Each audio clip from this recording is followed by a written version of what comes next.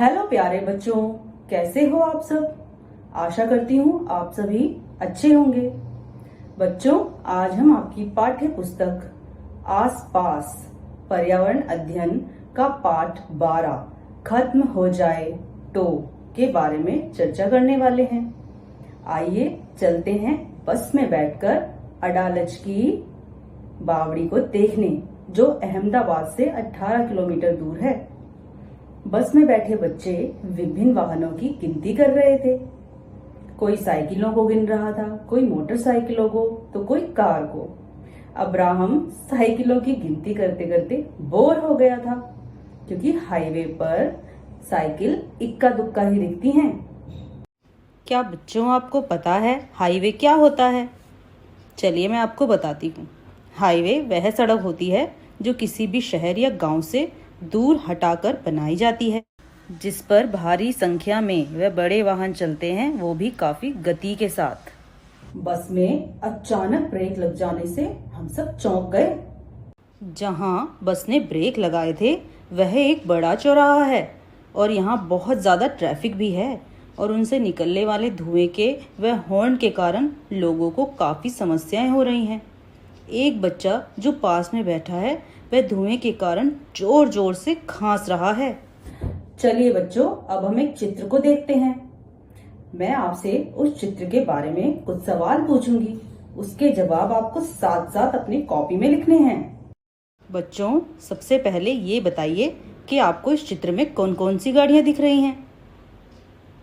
अब आपको बताना है कि इनमें से कौन से वाहन पेट्रोल और डीजल से चलते हैं और कौन से वाहन बिना पेट्रोल और बिना डीजल के चलते हैं। आइए बच्चों, अब हम चलते हैं पेट्रोल पंप, क्योंकि बस को तेल की आवश्यकता है। तेल भरवाने के लिए वाहनों की लंबी कतार लगी है। तेल का मतलब आप समझ गए ना? पेट्रोल।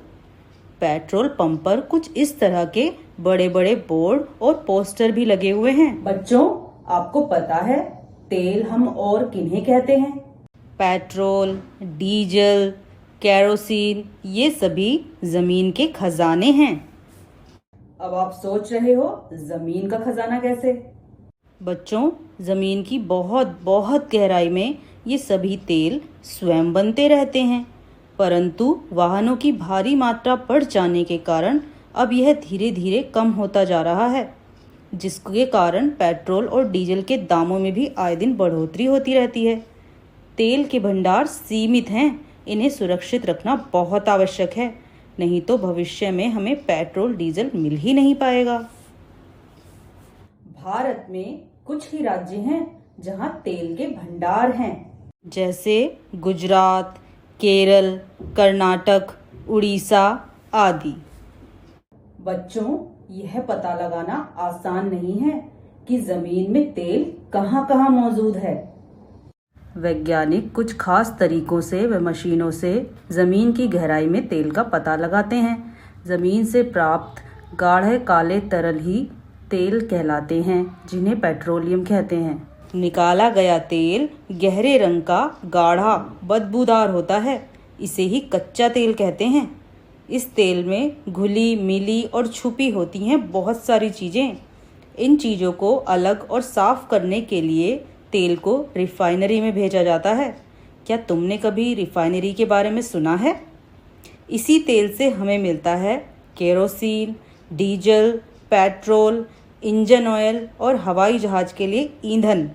जानते हो, खाना पकाने के लिए सिलेंडर में प्रयोग होने वाली गैस एलपीजी, मोम, कोलतार और ग्रीस भी इसी से मिलते हैं।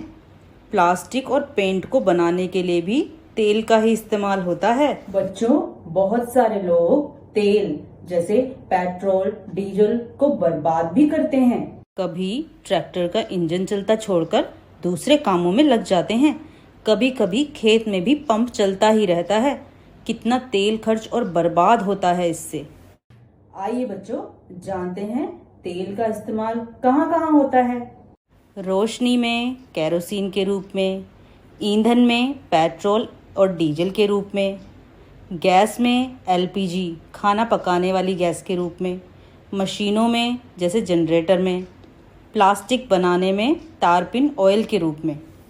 आइए बच्चों, अब एक चार्ट भी देखते हैं और जानते हैं कि 1976 से 1996 के बीच 20 सालों में किस चीज का इस्तेमाल घटा और किस चीज का इस्तेमाल बढ़ा है। तेल की बचत अपनी आदत बनाना अति आवश्यक है। बच्चों, हमारे देश में लगभग 2/3 लोग उपले, लकड़ी, सूखी टहनियाँ आदि का केवल खाना पकाने के लिए ही इस्तेमाल नहीं करते, बल्कि आग सेंकने, पानी गर्म करने और रोशनी के लिए भी इस्तेमाल करते हैं। आओ बच्चों, अब इस पहेली का जवाब दो। काला काला गाढ़ा तरल, जीवन जीना करे सरल। कार स्कूटर में डाला जाता, वाहन की रफ्तार बढ़ाता। बोलो बोलो कौन हूँ मैं, सोचो सोचो कौन हूँ मैं। तो समझ गए ना बच्चों, कौन सी है वो चीज? वो है इंजन ऑयल। प्यारे बच्चों, अब आप सभी को एक रोचक कार्य करना है। अखबार से पेट्रोल और डीजल से संबंधित खबरों को काटकर अपनी कॉपी पर चिपकाना है। मैं आपसे जल्दी ही मिलूंगी अगली वीडियो में अगले पार्ट के साथ। तब तक के लिए बाय बाय।